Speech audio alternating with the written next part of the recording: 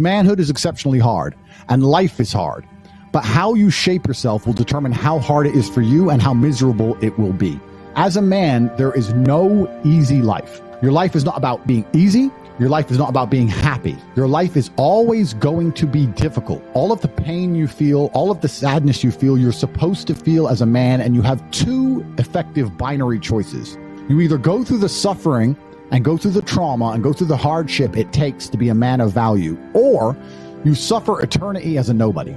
And being invisible, I would argue, is almost worse. You can have a very stress-free life if you work in Starbucks. You don't care about the Starbucks once you clock off. You go home, you play video games, and you exist until you die. That's stress-free, but you have to suffer being a nobody. Alternatively, you can go out there into the world, try and implement your mark on the world, work hard, try to get rich, more money, more problems. You can try and start a business, the stress of that. You can lose your girlfriend because all you're doing is working. This is a new level of stress, a new level of trauma, but at least you'll be a somebody at the end of it. There's two ways to suffer. You either suffer becoming a somebody, or you suffer as a perpetual and forever nobody. What did Napoleon say? He said, "Glory is fleeting, but obscurity is forever." Absolutely. Glory is fleeting, but obscurity is forever. And when he says fleeting, that's a really good point, because everything in life is rented, especially your glory as a man. When you have a good body, it is not a good body as complete. It's not finished. You haven't completed the task. You have rented that good physical condition. You must train every day to retain it. Everything is rented. Your body, you don't just get a good body and you're done. You still have to go to the gym every day to maintain that good body. You don't just get a hot girl and it's done. You still have to work hard for her to always love you and respect you. You don't just start a business and now you're rich. No, you have to start a business and work on that business every day. If you take your eye off the business, it will fail. Everything in life is rented. So when he says glory is fleeting, he's also absolutely not correct, because glory is fleeting and you have to constantly and endlessly work for it and make sure that you never stop. Otherwise, it will be taken from you. But obscurity is forever. If you never make a mark on the world, then you effectively never existed. And when you're gone, nobody will care. The reason our Father is discussed at length is because of who me and Tristan are, and the reason we will be discussed forever is because who our sons will become. And that's very important, because you have a duty to your ancestors and you have a duty to God. So you must make a choice.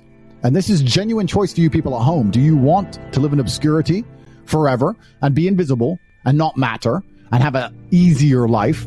I would argue that it's not easier, because in your heart and in your soul, you're going to feel guilty knowing you could have been something you're not. Or do you want to try your absolute best and struggle and suffer every day of your life, paying the rent for all of the amazing things around you?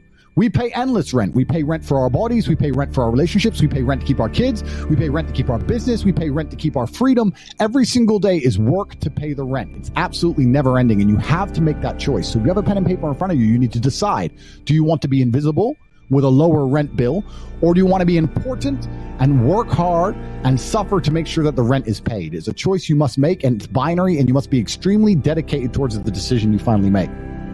Absolutely everything as a man is your responsibility. It's your responsibility to become your best and brightest version of yourself. And you're not going to do that simply by talking it into existence. You need to live it into existence. You need to go out there and do things which are genuinely difficult, genuinely stressful, which are genuinely scary, so you can become the man you want to be. So you have to take responsibility for these things, and you have to seek them and choose and find the correct difficulties for you to overcome, so you can build a character worth having. I believe that it's pain that teaches. I don't believe men especially can learn any way besides pain. We talk about learning a lesson the easy way or the hard way, and I'll tell you something. We've all been offered chances to learn a lesson the easy way our entire lives. And guess what? We didn't learn anything, and we kept doing it.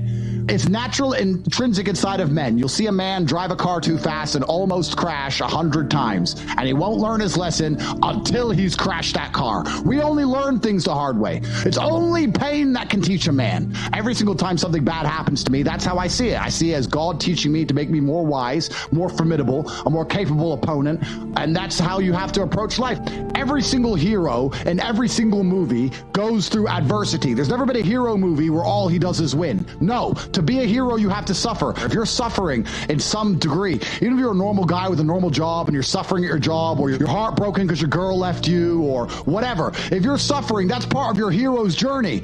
There is no hero's journey without suffering. If you have an easy life the whole way through, you never get to be a hero. That's the whole point of being a man, is that you're supposed to suffer. You're supposed to eat pain for breakfast. You're supposed to come and grow into a better version of yourself.